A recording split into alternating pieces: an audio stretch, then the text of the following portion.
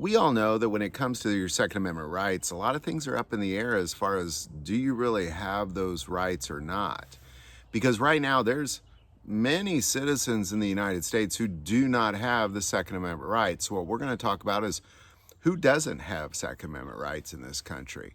Well, let's start by saying felons. Of course, this is kind of an obvious one that when you fill out a background check, if you're a felon, you're not going to pass. Now, when it comes to nonviolent felons, this has really been a giant question mark in the courts lately because, oftentimes if there's just a theft of $500 or more, I believe is the number, that becomes a felony. If it's nonviolent, should you lose your firearm restrictions? Well, that's been in the courts. That's continuing to be in the courts. I believe, even the Supreme Court has just taken up a case on nonviolent felonies. So I think we're going to see this really come to a clarity, but felons right now.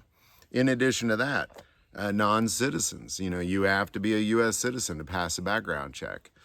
In addition to that, anybody that has been in the military with a dishonorable discharge also will lose their Second Amendment rights. Now, this is another one that's going into the courts, which is anybody under a felony indictment, meaning you haven't been charged with a felony, you're just under a felony indictment. This has been kind of an issue as well, and it's also making its way through the courts. But currently, if you're under felony indictment, you're not going to pass a background check as well.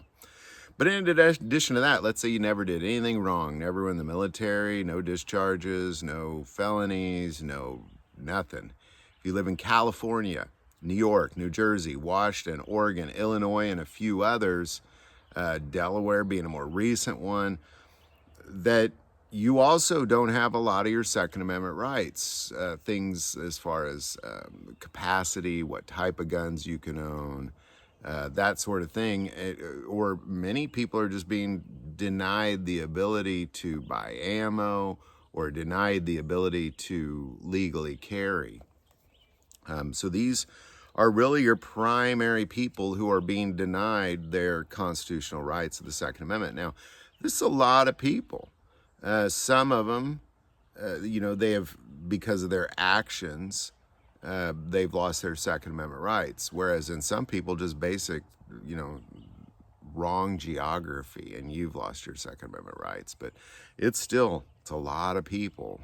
So who doesn't have their Second Amendment rights? Well, again, we're looking at felons, non-citizens, anybody with a dishonorable discharge, anybody under felony indictment, and anybody in the resident of those anti-constitutional states that I listed and a few others. So that's a bunch.